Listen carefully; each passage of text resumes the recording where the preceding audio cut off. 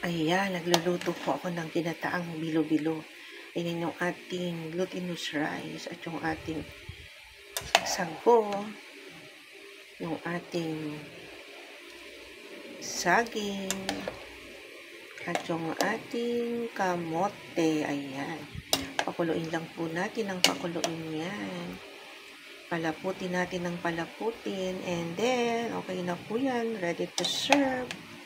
Ayan. Dahil nag-crave po kami ng bilo-bilo. Kaya yan, nagluto po ako ng ginataang bilo-bilo. Ayan. Naubos na kasi yung langka ko, kaya wala to langka.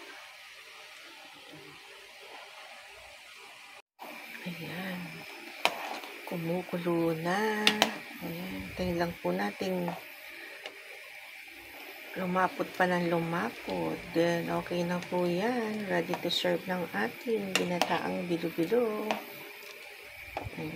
Sarap po yan. Yummy, yummy. Ang ating merienda. Ang aming merienda. Ayan.